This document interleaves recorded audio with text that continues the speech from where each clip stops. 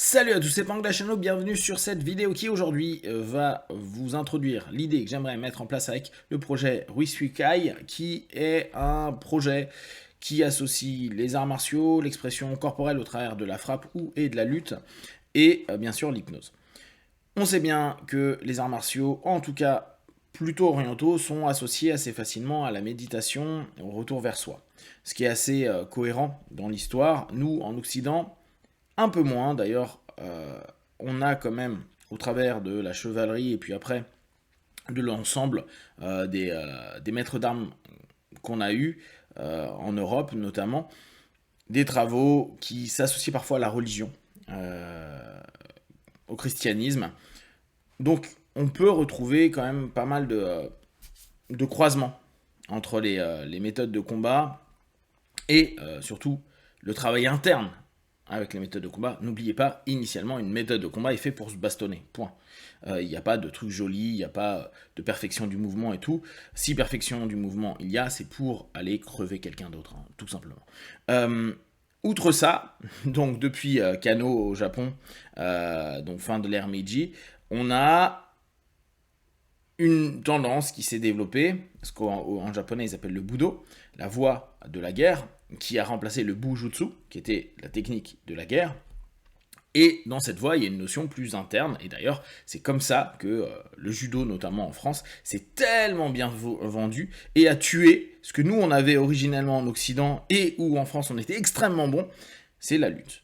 Parce que mettre un kimono, jouer avec un dojo-kun, c'est-à-dire une espèce de charte éthique qu'il y a pour le dojo et pour le judoka, ça a donné déjà un orientalisme, et on aime bien cette notion-là, et puis une espèce de droiture, alors que les lutteurs étaient plutôt considérés comme un peu des brutes, voire des gars que tu pourrais retrouver à la foire pour faire des combats. Donc c'était pas forcément la meilleure des images à chaque fois. Dans cette notion de développement par le combat, et dès lors, c'est plus vraiment un combat vis-à-vis de l'autre, on n'est plus là pour éliminer l'autre, mais plutôt pour travailler sur soi. Et bien sûr, il y a un principe compétitif qui nous permettra, si on a envie, de laisser aller ses instincts, mais dans un cadre normé. Il y a donc tout l'aspect plutôt interne, basé notamment avec l'Asie, sur le Chan, qui est devenu le Zen au Japon. Bien sûr, en Indonésie, c'est d'autres notions, avec des travaux sur l'Imu, etc., etc.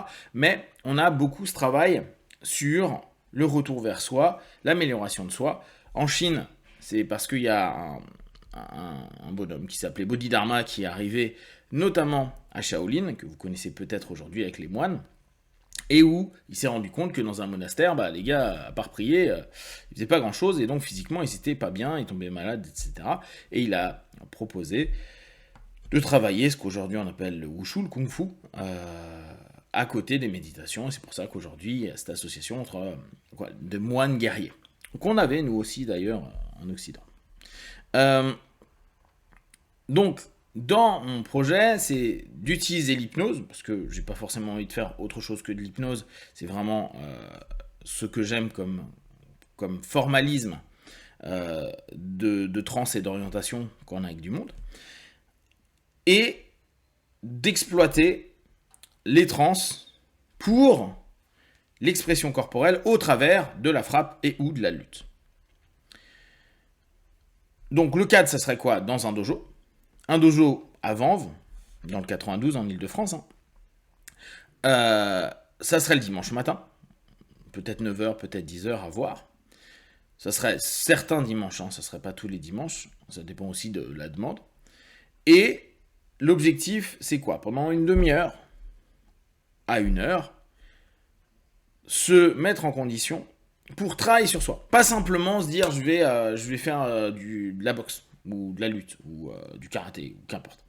C'est se dire non, là je vais prendre une demi-heure ou 1 heure pour moi, pour travailler sur un blocage, une gêne, une problématique, un malaise, un mal-être, quelque chose que je retiens à l'intérieur de moi, un passé douloureux, un trauma, quelque chose qui m'a fait beaucoup de mal, peut-être des tensions, des pressions que je maintiens. En somme, un espace de libre expression qui nous permet de crier, d'hurler même.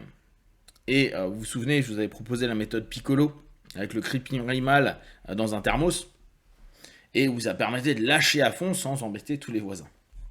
Bah, là, dans un dojo, ça gêne personne que l'on gueule, que l'on fasse ce que en japonais ils appellent les kiai, cette espèce de cri qui est fait au moment de la percussion.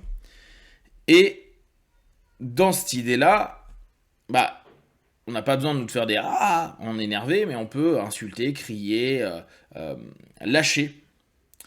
Et l'idée, une fois qu'on a compris le concept, c'est de vous proposer une petite séance de 5-10 minutes, un quart d'heure d'hétéro-hypnose, dans laquelle, bah, justement, on va se reconnecter à ces malaises, à ces mal-être, pour, avec vraiment cet objectif-là, l'exprimer au travers d'une frappe sur un PAO, donc il y a un bouclier, ou on a des sacs, un sac de frappe, ou, si vous n'aimez pas la personne en face, sur la personne directement, sans protection, et, au moins comme ça vous vous libérerez, et de complètement se mettre en condition. L'idée étant de ne pas travailler 10 000 choses à la fois, et parfois même peut-être revenir plusieurs dimanches sur une chose jusqu'à l'extérioriser. Souvent on sait qu'on a des déclencheurs qui automatisent l'activation de l'ancrage et donc d'un ensemble de conditions et de transes qui nous sont douloureuses. Souvent c'est les états régressifs ou récessifs qu'on peut avoir. Quelqu'un nous dit quelque chose et on a 5 ans et on s'énerve, ou on est triste, ou on fuit, ou plein de choses.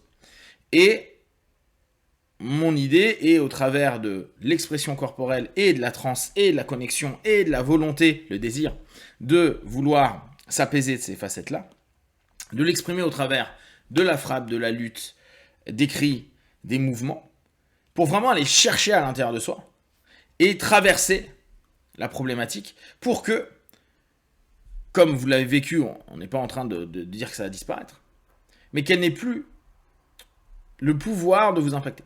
Que cette notion du passé soit dans le passé. Et on revient sur l'accordéon du temps.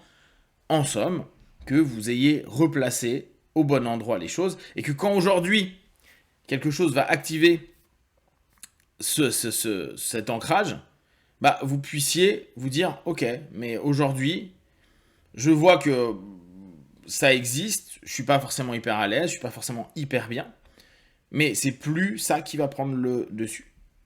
Parce que j'aurais lâché émotionnellement, dit, crié, pleuré, griffé, qu'importe, pour lâcher et pleinement exprimer toute cette notion-là. C'est pas quelque chose de nouveau, hein, ce que je vous propose, c'est fait par plein de personnes, j'imagine, à travers le monde. C'est simplement un moment, un endroit où vous pouvez vous dire je suis prêt à me lâcher. Par contre, c'est les conditions sine qua non, c'est-à-dire potentiellement, si je pose des questions ou si quelqu'un pose des questions, que vous soyez prêt à répondre, que vous puissiez dire et parler. Si vous n'êtes pas prêt et qu'on est 5, 6 ou 10, ne venez pas. C'est pas le but. Le but, c'est que le groupe puisse s'écouter, même si là-dessus, il n'y aura pas de conseils ou quoi que ce soit, il y aura que des frappes ou autres, mais qu'on puisse s'exprimer. Et donc se donner le droit de se dire, bah ouais, bah si je dois parler de ça devant 10 personnes, je peux parler de ça. De toute façon, après, je vais crier, je vais me lâcher, je vais tout repousser de moi, ou en tout cas expulser de moi. C'est ouvert aux adultes, aux ados, pas aux enfants. Comme je vous dis, donc c'est à peu près 1 heure. Entre une demi-heure, parce que peut-être qu'il y a des moments au niveau cardio, il ne faudra pas faire trop longtemps. Et pour l'instant, ça reste un projet. Je vais certainement faire un bêta donc pour voir si avec du monde ça plaît, ça marche, etc. Prendre les feedbacks.